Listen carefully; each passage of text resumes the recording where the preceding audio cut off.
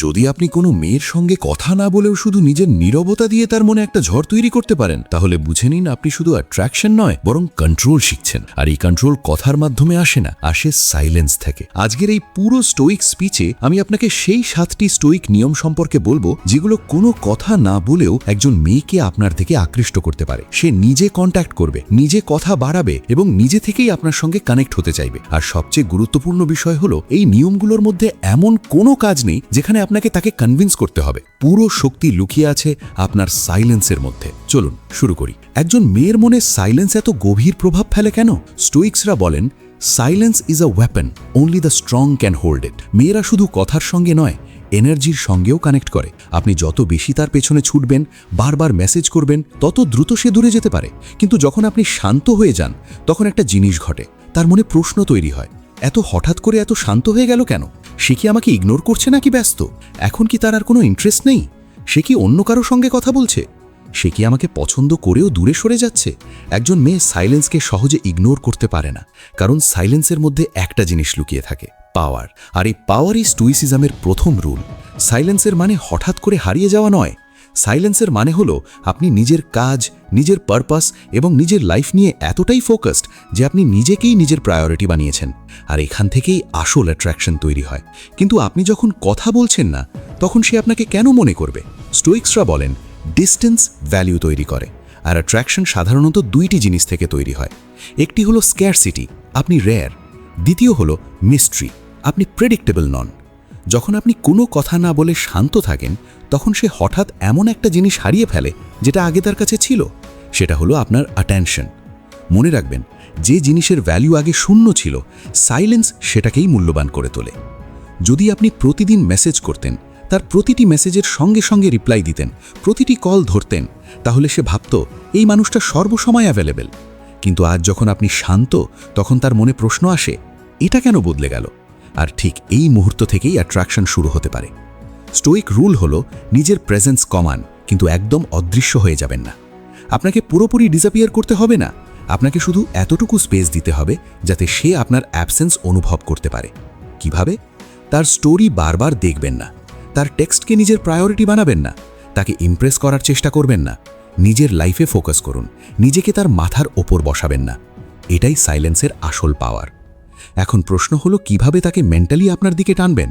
স্টোইক্সরা বলেন, control the inner world, outer world follows. আপনি বাইরে চুপ আছেন, কিন্তু ভেতরে যদি অস্থির থাকেন, তাহলে এটা আসল সাইলেন্স নয়। আপনি রিপ্লাই করছেন না, কিন্তু মাইন্ডের মধ্যে শুধু সেই মানুষটির চিন্তা চলছে। আপনি সাইলেন্স দেখাচ্ছেন, কিন্তু ভেতর থেকে ভেঙে পড়ছেন। তাহলে এই সাইলেন্স কোনো স্ট্র্যাটেজি নয়, এটা শুধু বাধ্যতা। আর বাধ্যতার সাইলেন্স কোনো অ্যাট্রাকশন তৈরি করে না। কিন্তু যখন আপনি সত্যিই নিজের কাজে ব্যস্ত, ইমোশনালি স্টেবল, নিজের লাইফ নিয়ে ফোকাসড এবং নিজের পারপাসের দিকে এগিয়ে যাচ্ছেন, তখন সেই সাইলেন্স একটা ম্যাগনেটের মতো কাজ করে। স্টোইক রুল হলো, সাইলেন্স তখনই কাজ করে যখন আপনি সত্যিই স্ট্রং হন। সাইলেন্সের মানে হলো, আপনি নিডি নন, আপনি ডেসপারেট নন, আপনি ইনসিকিওর নন, আপনি কারো উপর ডিপেন্ডেন্ট নন। কারণ একজন মানুষ যখন নিজের ওপর কন্ট্রোল নিয়ে নিতে পারে, তখন পৃথিবী তার দিকে নিজে থেকেই আকৃষ্ট হয়। এখন আসি স্টোইক সাইলেন্সের সেই 3টি সাইকোলজিক্যাল এফেক্টের কথায়, যেগুলো একজন মেয়ের মনে প্রভাব ফেলতে পারে। প্রথম হলো কিউরিওসিটি ট্রিগার। আপনি চুপ, আর সে কিউরিয়াস হয়ে যায়। তার মাইন্ডে আপনার একটা জায়গা তৈরি হয়, আপনার সঙ্গে তার কানেকশনের অনুভূতি বাড়তে পারে। দ্বিতীয় হলো মিসিং লুপ। আগে আপনি সব সময় অ্যাভেলেবল ছিলেন, কিন্তু এখন নেই। তখন ব্রেন সেই পরিবর্তনটা অনুভব করে, আর সেই ফিলিং থেকেই মিসিং তৈরি হতে পারে। তৃতীয় হলো রিভার্সাল এফেক্ট। যে মানুষটাকে আগে সে হালকাভাবে নিয়েছিল, যখন সেই মানুষটি নিজের ভ্যালু দেখিয়ে সাইলেন্স বেছে নেয়, তখন তার মনে একটা পরিবর্তন আসে। তার ইগোতে আঘাত লাগতে পারে। আর ইগোতে আঘাত লাগলে সাধারণত 2 ধরনের রিয়াকশন দেখা যায়। হয় সে আবার আপনার কাছে আসার চেষ্টা করবে, অথবা নিজেকে প্রুভ করার চেষ্টা করবে। 2 ক্ষেত্রেই আপনি নিজের ভ্যালু ধরে রাখছেন। এবার আসি সেই স্টোইক অ্যাট্রাকশন ফর্মুলাতে, যাকে অনেকেই পুল মেথড বলে। এখন আমি আপনাকে এমন একটি 4 ধাপের স্টোইক অ্যাট্রাকশন ফর্মুলা বলবো, যা কোনো কথা না বলেও একজন গার্লকে আপনার দিকে এগিয়ে আসতে উৎসাহিত করতে পারে। প্রথম ধাপ, প্রয়োজনে 1 ধাপ পিছিয়ে আসুন। যদি সে ধীরে রিপ্লাই দেয়, অ্যাটিটিউড দেখায় বা তার এফর্ট কমিয়ে দেয়, তাহলে একজন স্টোইক মানুষ রাগ করে না, অভিযোগও করে না। সে শুধু শান্তভাবে এক ধাপ পিছিয়ে আসে। কোনো ঝগড়া নয়, কোনো এক্সপ্লেনেশন নয়, কোনো ইমোশনাল রিয়াকশন নয়। কারণ অনেক সময় কোনো রিয়াকশন না দেওয়াই সবচেয়ে শক্তিশালী রিয়াকশন হয়ে ওঠে। দ্বিতীয় ধাপ, পারপাস মোড অন। নিজের লাইফকে আরও ভালো করার দিকে মন দিন। সাইলেন্স তখনই প্রভাব ফেলে যখন সেটা কষ্টে চুপ করে থাকার জন্য নয়, বরং নিজের ভ্যালু বাড়ানোর জন্য হয়।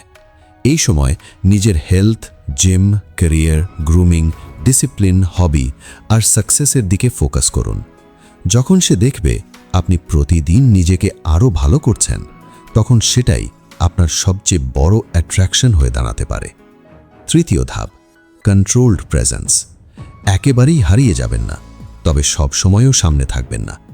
যখন সামনে আসবেন, তখন কনফিডেন্স, স্ট্রং অ্যাটিটিউড, নিজের কাজ, সুন্দর অ্যাপিয়ারেন্স, উন্নত লাইফস্টাইল আর পজিটিভ সোশ্যাল এনার্জির মাধ্যমে নিজেকে প্রকাশ করুন।